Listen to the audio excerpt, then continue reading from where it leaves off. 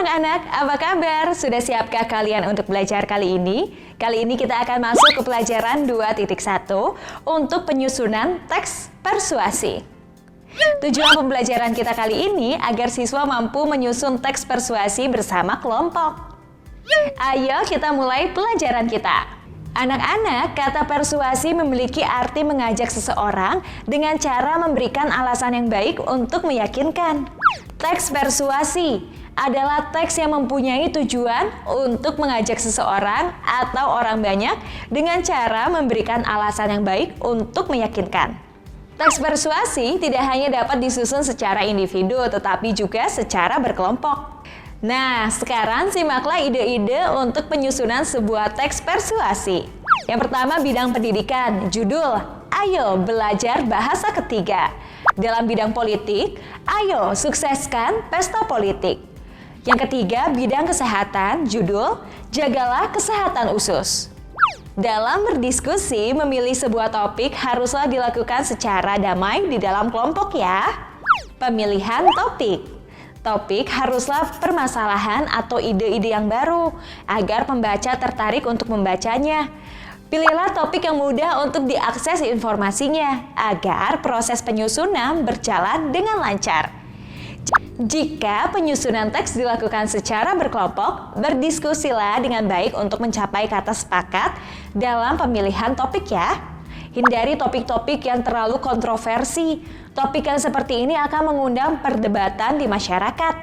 Berikutnya, topik yang dipilih haruslah dikuasai oleh penulis agar teks dapat berisi informasi yang menyeluruh.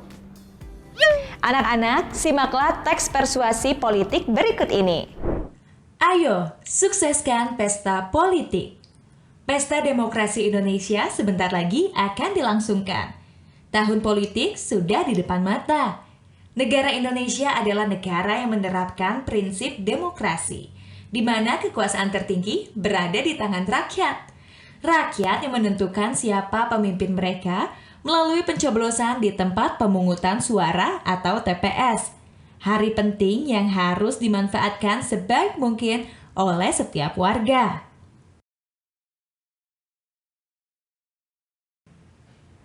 Pertama kalinya dalam sejarah bangsa Indonesia, pemilihan presiden dan legislatif dilakukan serentak, menghasilkan satu presiden, 575 anggota DPR, dan 19.817 anggota DPD yang diusung oleh 16 partai politik. Tahun 2019 menjadi tahun gelaran demokrasi terbesar.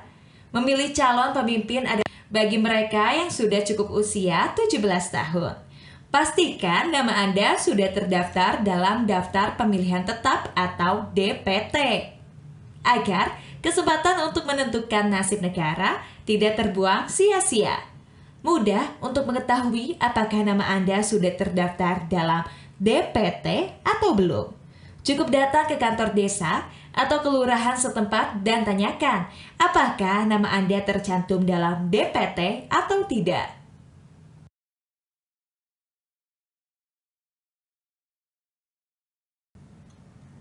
Jika belum, Anda bisa langsung mengurusnya saat itu juga.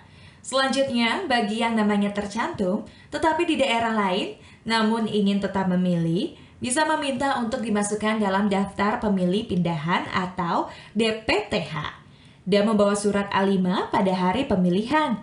Jika ternyata belum terdaftar, bisa tetap datang ke TPU. Cukup menunjukkan kartu tanda penduduk elektronik atau IKTP, dan surat dari Dinas Pendudukan dan Catatan Sipil.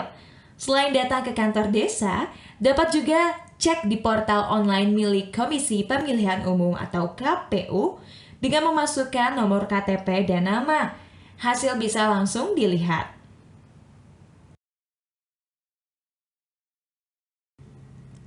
Dengan jumlah DPT sebanyak 185 juta lebih dan TPS 805.068 yang tersebar di seluruh penjuru negeri, diharapkan partisipasi warga meningkat.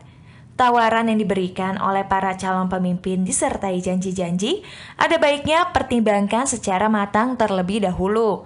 Pemilihan presiden dan pemilihan legislatif 2019 menjadi wujud nyata proses demokrasi di Indonesia yang masih terus dipertahankan.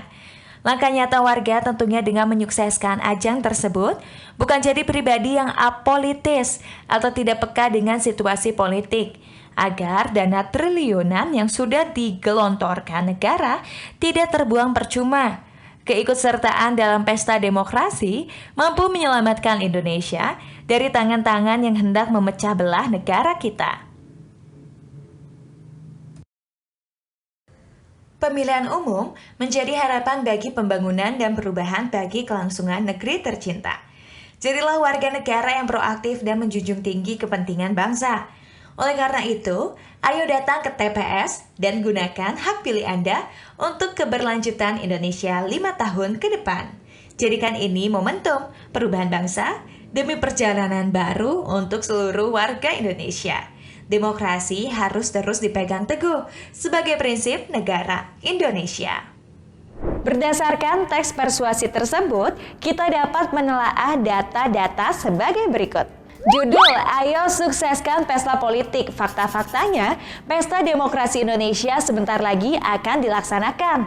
Negara Indonesia adalah negara yang menerapkan prinsip demokrasi. Tahun 2019 menjadi tahun gelaran demokrasi terbesar di Indonesia. Memilih calon pemimpin adalah hak semua warga yang sudah berusia 17 tahun. Daftar pemilih dicantumkan dalam daftar pemilih tetap atau DPT. Jika pemilih tidak terdaftar dalam DPT, tetap dapat memilih menggunakan IKTP, surat dari Dinas Kependudukan, dan catatan sipil. Fakta-fakta berikutnya, dengan banyaknya jumlah TPS yang tersedia, diharapkan partisipasi dari warga untuk ikut memilih. Pemilu merupakan wujud nyata dari proses demokrasi di Indonesia yang masih terus dipertahankan. Dan pemilu merupakan sebuah harapan bagi pembangunan dan perubahan untuk negeri Indonesia. Kesimpulan, jadilah warga negara yang baik yang mendukung Indonesia mengalami pembangunan dan perubahan dengan mengikuti pemilihan umum. Kali ini kalimat persuasi seperti berikut ini. Pemilihan umum menjadi harapan bagi pembangunan dan perubahan bagi kelangsungan negeri tercinta. Jadilah warga negara yang proaktif dan menjunjung tinggi kepentingan bangsa. Oleh karena itu, ayo datang ke TPS dan gunakan hak pilih Anda untuk keberlanjutan Indonesia 5 tahun ke depan. Jadikan ini momentum perubahan bangsa demi perjalanan baru untuk seluruh warga Indonesia. Demokrasi harus terus dipegang teguh sebagai prinsip negara Indonesia. Anak-anak, penyusunan teks persuasi secara berkelompok dapat menghasilkan teks yang syarat dengan informasi. Nah, ini dia manfaat kerja berkelompok. Apa saja? Yaitu mendapatkan banyak kemudahan dalam mencari informasi, berikutnya kemudahan dalam berdiskusi, serta lebih mudah mendapatkan solusi dari kendala yang dihadapi dalam proses penulisan. Nah, pelajaran 2.1 kali ini sudah selesai. Sekarang kerjakanlah latihan yang terdapat dalam buku kegiatanmu. Ayo semangat!